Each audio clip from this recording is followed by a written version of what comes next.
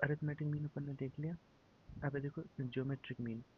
जैसे दो नंबर हैं ए और बी, अगर इनका ज्योमेट्रिक मीन निकालना है तो इनका ज्योमेट्रिक मीन होता है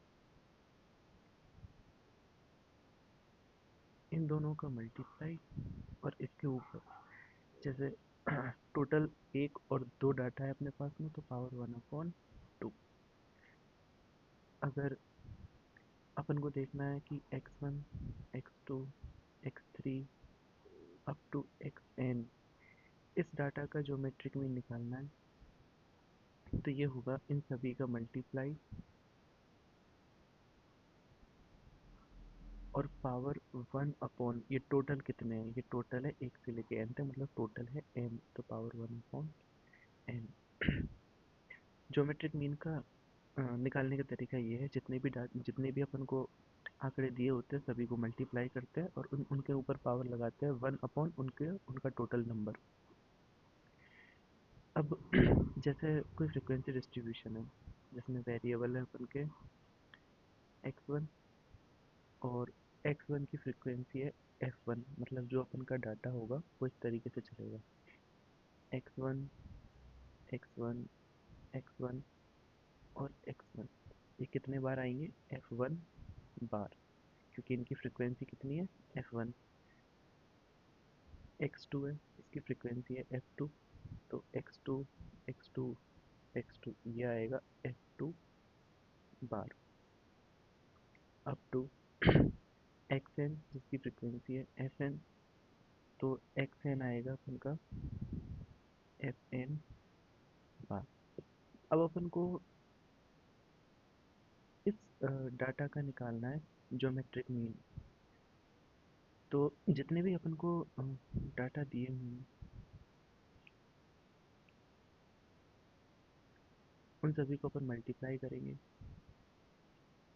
अब देखो ये जितना भी डाटा है इन सभी को अपन मल्टीप्लाई करेंगे, तो x1 into x one into x one into x one, तो इन सभी का मल्टीप्लाई तो आएगा x1 की पावर f1।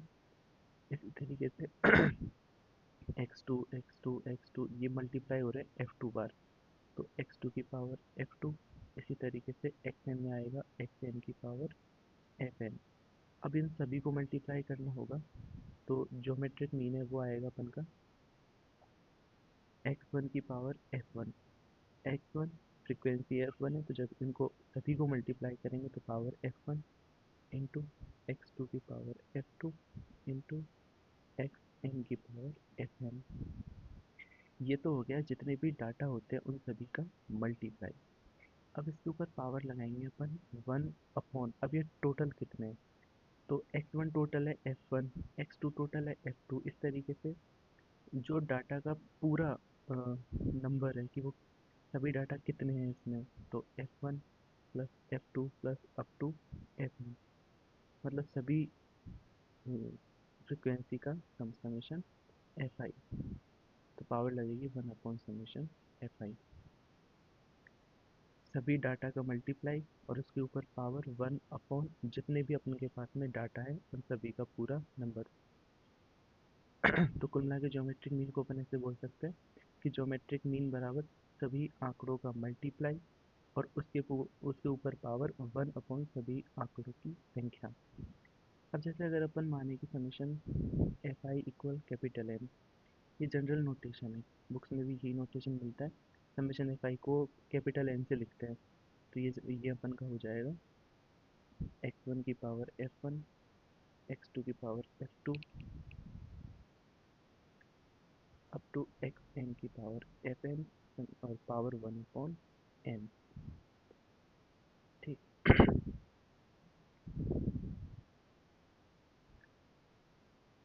अब इसकी कुछ प्रॉपर्टी है,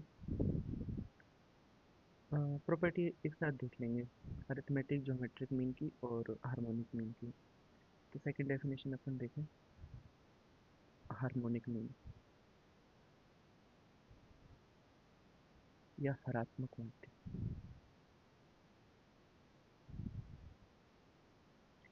सबसे ज़्यादा जो प्रॉपर्टी होती है वो अरिथमेटिक मीन की होती है, उससे कम ज्योमेट्रिक मीन की और उससे कम हार्मोनिक मीन की। तो हार्मोनिक मीन से ऐसे कोई विशेष सवाल नहीं बनते, पर हार्मोनिक मीन चूँकि थोड़ा सा डिफिकल्ट है, इसलिए इसमें से अगर कोई छोटा भी सवाल बनेगा तो उसको भी ये मान के चलो कि सॉल्व करने में दिक्कत आएगी। हालांकि इसकी प्रॉपर्टीज़ कम है। हार्मोनिक मीन को अपन एच एम भी लिख लेते हैं। अब इसको ऐसे समझो, जैसे दो नंबर है अपने पास में x1 और x2, ठीक है। अब इनका हार्मोनिक मीन है h, इनका हार्मोनिक मीन क्या है h।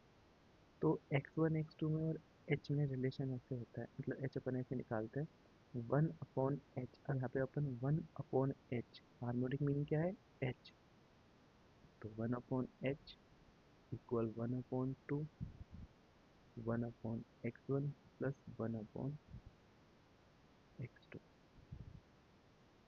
ठीक है।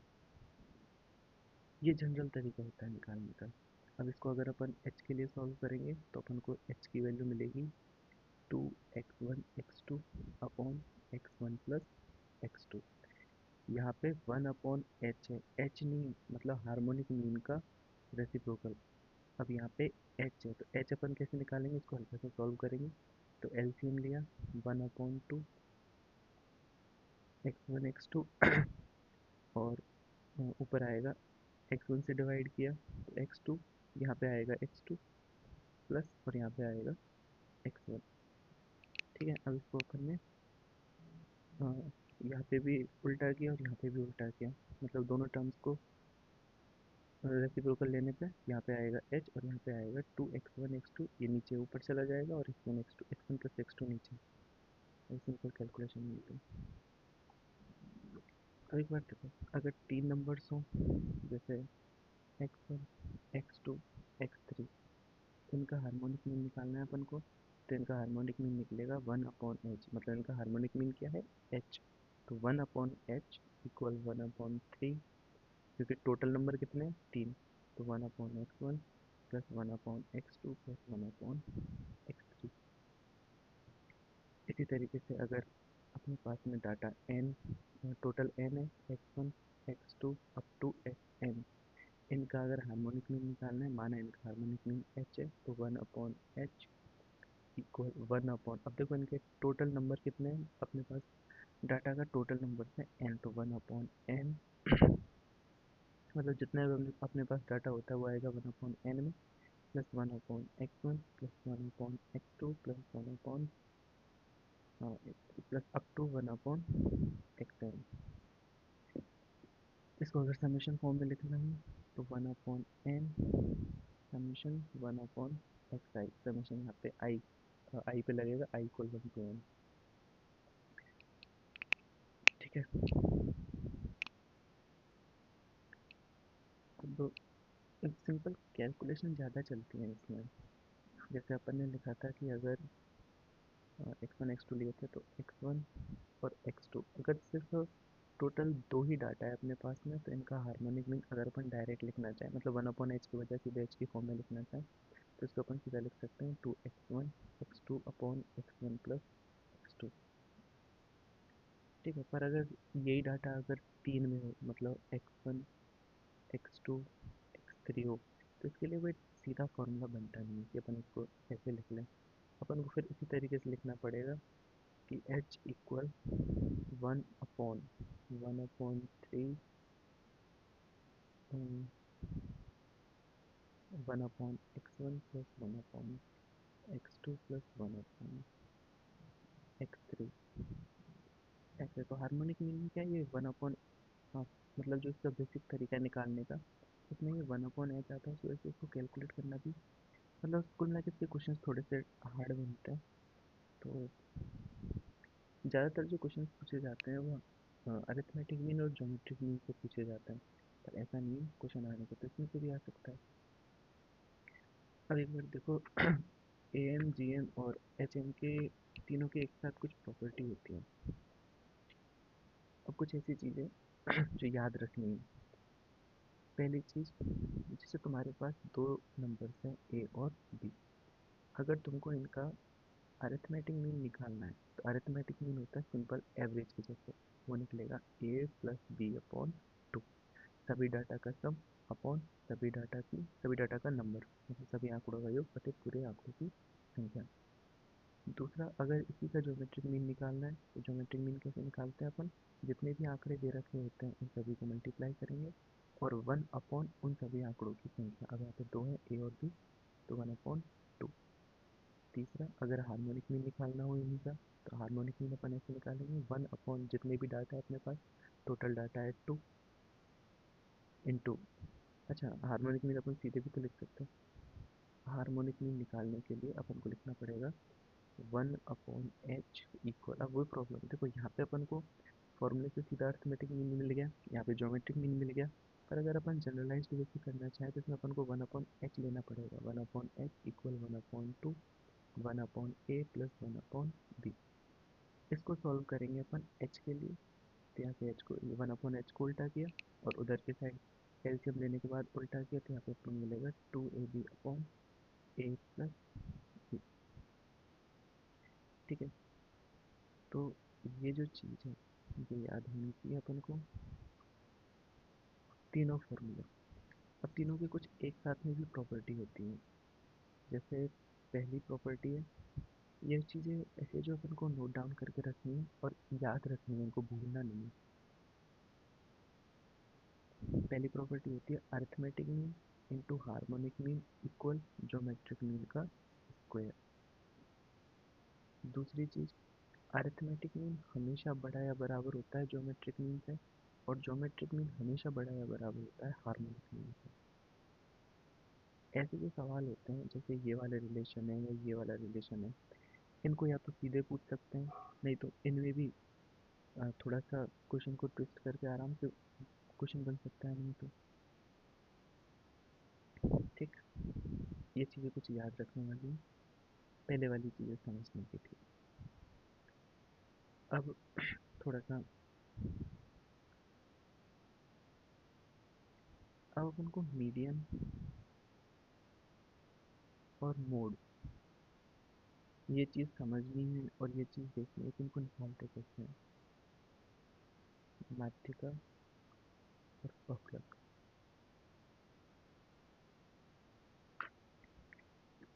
ठीक है, देखें फिर।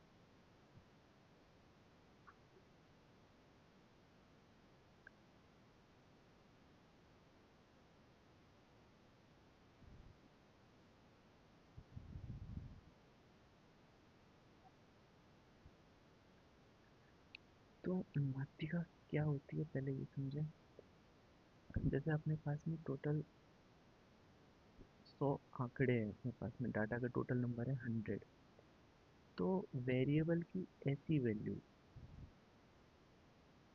वेरिएबल की ऐसी वैल्यू माध्यिका होगी जिससे बड़े और जिससे छोटे, जिससे बड़े और जिससे छोटे डाटा का जो नंबर है वो बराबर हो।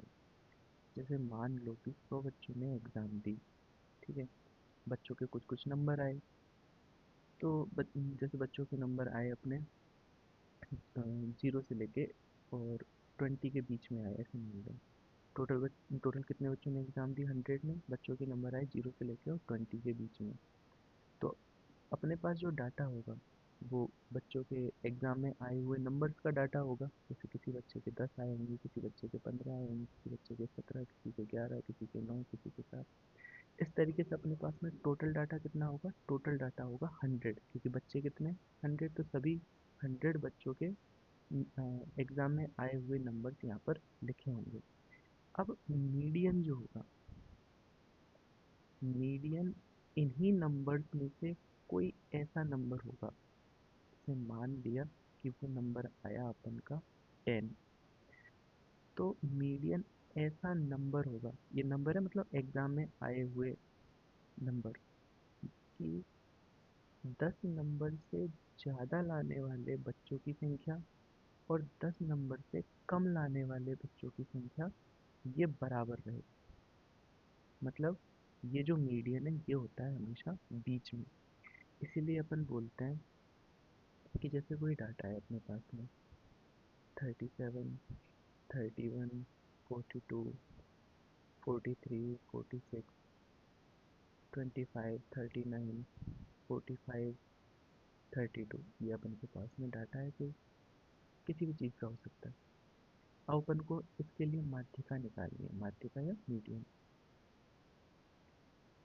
ठीक है, तो अपन पहला काम तो ये करते हैं कि इसको असेंडिंग या फिर डिसेंडिंग ऑर्डर में जमाते हैं, मतलब बढ़ते हुए या घटते हुए क्रम में। और यहीं पे ये भी चीज़ देख लो कि अगर डाटा बिना किसी टेबुलर फॉर्म के सीधा साधा सिंपल एक एक करके सारे डाटा दे रखे हैं, मतलब इस फॉर्म में अगर डाटा दे रखा है तो उसकी मीडियन कैसे निकालते हैं। सबसे पहले इसको असेंडिंग ऑर्डर में जमाएंगे, डिसेंडिंग में भी जमा सकते हैं। सबसे पहले इसको बढ़ते हुए क्रम में जमाएंगे, तो 25, 31, 32, 37, 39, 42, 43, 45, 46, 1 2 3 4 5 6 7 8 9, 1 2 3 4 5 6 7 8 9। तो अपन ने इसको बढ़ते हुए क्रम में जमा ली, सबसे कम फिर उससे ज़्यादा फिर उससे ज़्यादा फिर उससे ज़्यादा फिर उससे ज़्यादा ऐसे। अब इस पूरे डाटा में बीच में कौन है? इस पूरे डाटा के बीच में है 39। ठीक है, तो दिए हुए डाटा में से ऐसा मान जिससे ज़्यादा जो भी जितने भी आंकड़े हैं उनकी संख्या 1 2 3 4, और उससे कम आंकड़ों की संख्या 1 2 3 4, मतलब कम भी ज़्यादा है और इससे ज़्यादा भी कितने हैं? 4। मतलब इससे कम भी 4 है और इससे ज़्यादा भी कितने हैं? 4। तो ऐसा जो डाटा होता है उसको बोलते हैं अपन मीडियन। ठीक, अब इसको निकालने के तरीके देखो। तो ये अपन का कौन सा हो गया इंडिविजुअल सीरीज के लिए।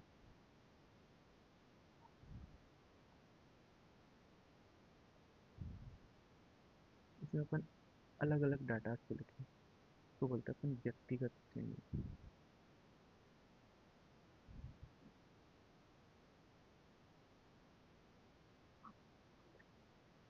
ठीक है, अब पहली चीज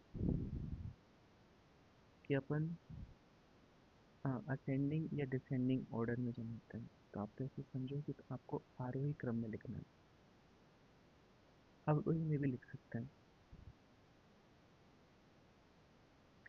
जैसे अपन ने यहाँ पर आरोही क्रम में लिखा मतलब बढ़ते हुए क्रम में। फिर सेकंड चीज, अगर अ, कुल पदों की संख्या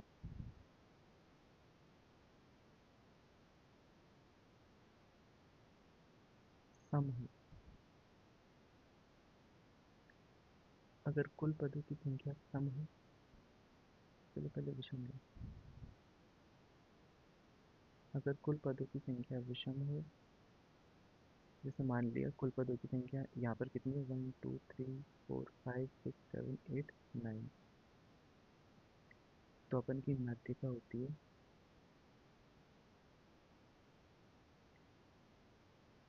n प्लस 1/2, मतलब n+1/2 वहाँ पद, n+1/2 इक्वल 5। तो अब आरोही क्रम में जमाने के बाद में जो पांचवें नंबर पे पद आएगा वो अपन की माध्यिका होगी। तो फर्स्ट सेकंड थर्ड फोर्थ और फिफ्थ, तो पांचवें नंबर पे कौन सा पद आ रहा है 39, तो ये अपन की माध्यिका होगी। अब मान के चलें कि अगर कुल पदों की संख्या सम हो,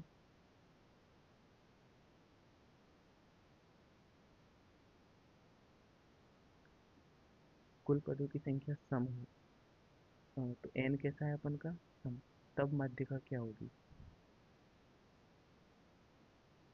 देखो जैसे अपने पास है 1 2 3 4, अब टोटल पद कितने हैं इसमें 4। तो अब जो माध्यिका होती है वो बीच का नंबर, अब यहाँ पे बीच का नंबर तो कोई आएगा नहीं, बीच में नंबर आएंगे अपन के 2 और 3, तो माध्यिका होगी 2 और 3 का एवरेज। तो माध्यिका होती है अपन की ny2 तथा ny2 +1वें पद का औसत। ठीक है,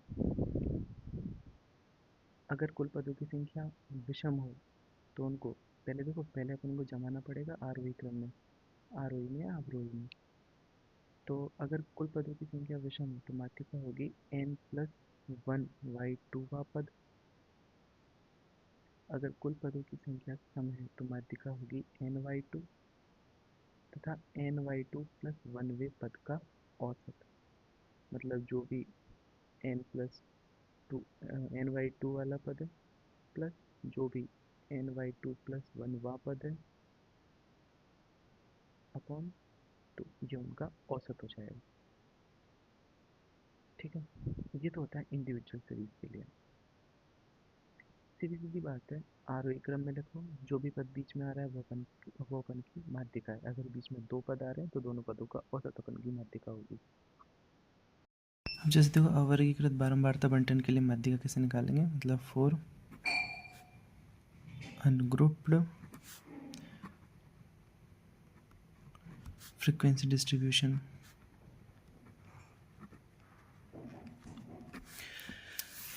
अवर्गीकृत बारंबारता बंटन का मतलब जैसे कि मैंने पहले बताया था, एक कॉलम में वेरिएबल की वैल्यू, दूसरे कॉलम में फ्रीक्वेंसी। ठीक है, लेकिन यहाँ पर वेरिएबल की जो वैल्यू है वो पूरी डिस्क्रीट आती है। जैसे x1 उसके करस्पॉन्डिंग फ्रीक्वेंसी f1, फिर x2 उसके करस्पॉन्डिंग फ्रीक्वेंसी f2, और इस तरीके से। इसमें क्लास नहीं बनते, तो इसके लिए अपन क्या करेंगे, पहला काम तो CF कैलकुलेट करना होता है। CF मतलब क्यूमुलेटिव फ्रीक्वेंसी।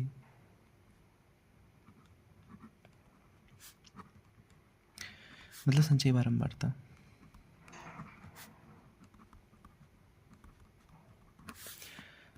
सेकंड, अपन देखते हैं कि ny2 से ठीक बड़ी संचयी बारंबारता कौन सी है। ny2 से ठीक बड़ी CF कौन सी है। अगर अपन ने देखा कि ny2 से ठीक बड़ी CF अपन को एक रो में मिल गई, तो ny2 से ठीक बड़ी CF के संगत चर का मान हमारी माध्यिका होगी।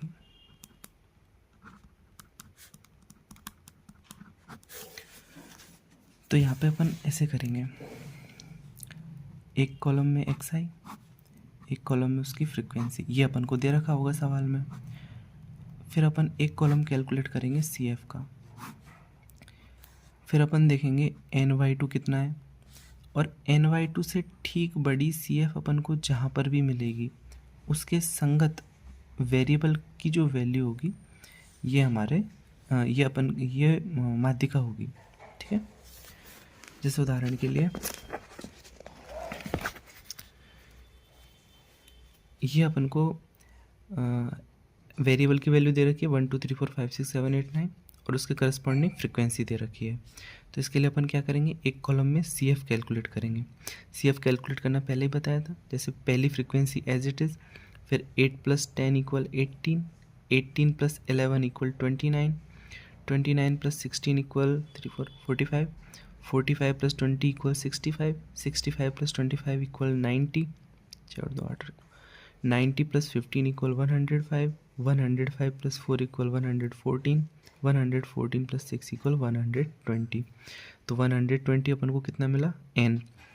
ये n है, इसी का मतलब होता है समेशन fi, जितनी भी फ्रीक्वेंसीज होती है सभी का सम। तो ny2 अपन ने कैलकुलेट किया, ny2 है 60। अब 60 से ठीक बड़ी CF अपन के पास है 65, 60 से ठीक बड़ी 65। तो 65 के करस्पॉन्डिंग जो भी वेरिएबल की वैल्यू होगी ये हमारे पास में आंसर में आएगी। मतलब ny2 से ठीक बड़ी CF 65 और 65 के करस्पॉन्डिंग जो भी वेरिएबल की वैल्यू होती है वो होती है माध्यिका, मतलब मीडियन। तो यहाँ पे मीडियन है 5। ठीक है, पर अभी प्रॉब्लम अनग्रुप्ड में मीडियन निकालना कोई बड़ी बात नहीं है। ny2 कैलकुलेट करो, CF देखो, ny2 से ठीक बड़ी CF देखो, उसके करस्पॉन्डिंग जो भी वेरिएबल की वैल्यू है वो माध्यिका है, ठीक है, कोई दिक्कत नहीं। पर दिक्कत तब होती है जब एन वाई टी इक्वल 60 हो और 60 अपन को टेबल में सी एफ में भी मिले। मतलब यहाँ पे तो 60 नहीं है सी एफ में, पर अगर 60 मिलता तब अपन क्या करते हैं, तो उस चीज़ को समझो पहले। जैसे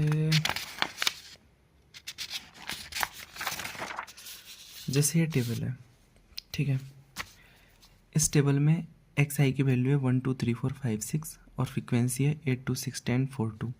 इसके लिए अपन ने सी एफ कैलकुलेट की। 8 8 plus 2 equal 10, 10 plus 6 equal 16, 16 plus 10 equal 26, 26 plus 10 equal 30, 30 plus 2 equal 32, ठीक है। अब यहाँ पे समेशन एफ आई या एन की जो वैल्यू है वो है 32।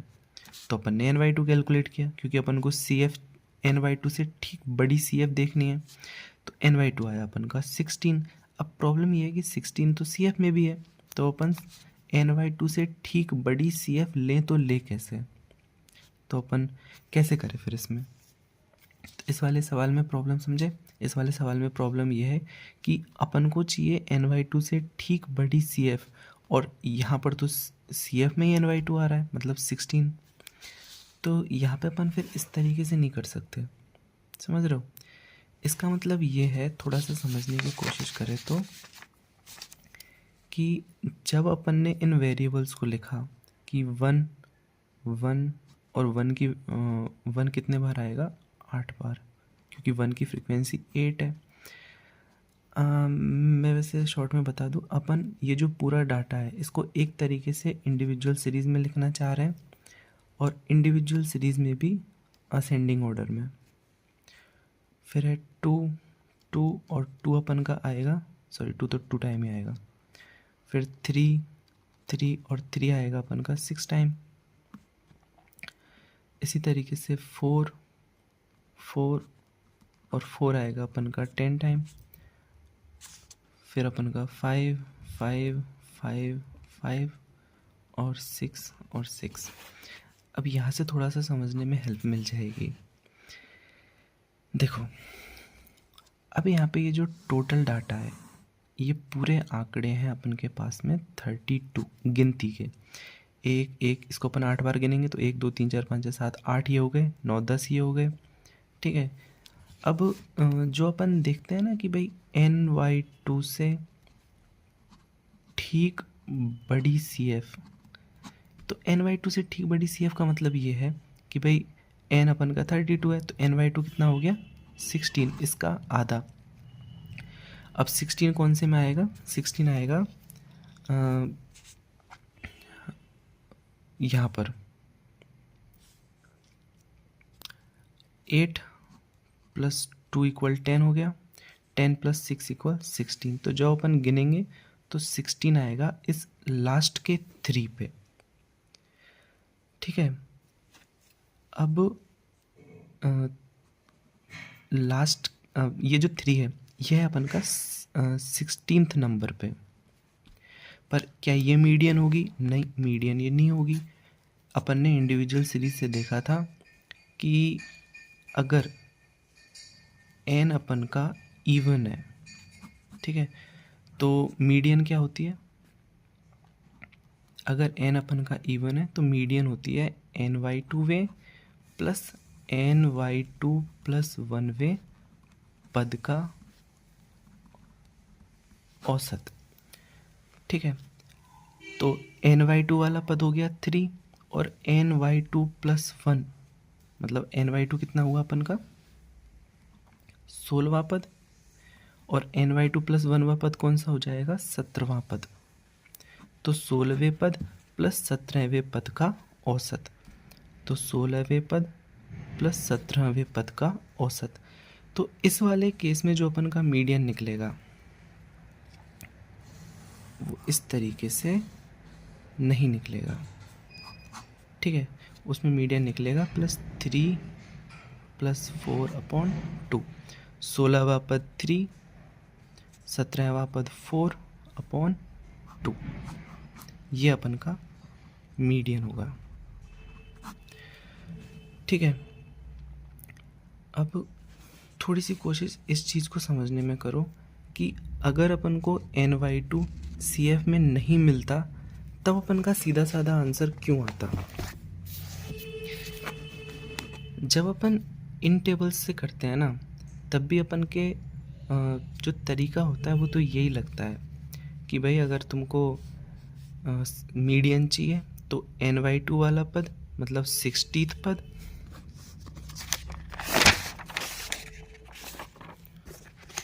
थोड़ा समझो यहाँ पे NY2 अपन का कितना आ रहा है इस वाले सवाल के लिए, NY2 आ रहा है अपन का 60। तो जब n अपन का इवन होता है तो अपन का यदि n इवन हो तो मीडियन निकालने के लिए NY2 plus NY2 plus 1 upon 2, मतलब NY2 वा पद प्लस NY2 प्लस 1 वे पद का औसत, सॉरी NY2 वे पद और NY2 प्लस 1 वे पद का औसत देखते हैं अपन। पर यहाँ पर प्रॉब्लम नहीं है क्योंकि यहाँ पर NY2 60 और NY2 प्लस 1 कितना हो जाएगा 61 वा पद। यहाँ पर 60वां और 61वां पद दोनों बराबर है। 45 से लेकर के और 65 तक दोनों कौन सा पद चलेगा 5वां। शुरू के 8वें पद 1, फिर उसके बाद के 10 पद 2, उसके बाद के 11 पद 3, उसके बाद के 16 पद 4, उसके बाद के 20 पद 5। तो जब अपन इनको असेंडिंग ऑर्डर में जमा करके गिनेंगे तो 60वां और 61वां पद ये दोनों ही पद अपन के कौन से मिलेंगे 5 और 5, और इन दोनों का औसत 5 ही आना है। इसलिए सीधे सीधे बोल देते हैं भाई कि NY2 से ठीक बड़ी जो भी CF होगी उसके करस्पॉन्डिंग पद देख लो, क्योंकि वही पद रिपीट हो रहा होगा NY2 वे और NY2 प्लस 1 वे जगह पे। पर यहाँ पर ऐसा नहीं है। जब तुमको NY2 यहाँ पर CF में मिल जाए तो इसका मतलब ये है कि यहाँ पर NY2 वा पद और NY2 प्लस 1 वा पद ये दोनों पद अलग अलग हैं। अगर अलग अलग हैं तो तुमको फिर ऐसे करना है कि NY2 के संगत जो भी हो और उसके बाद वाला जो भी हो इनका एवरेज,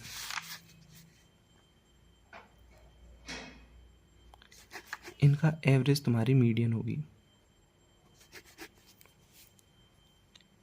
ठीक है।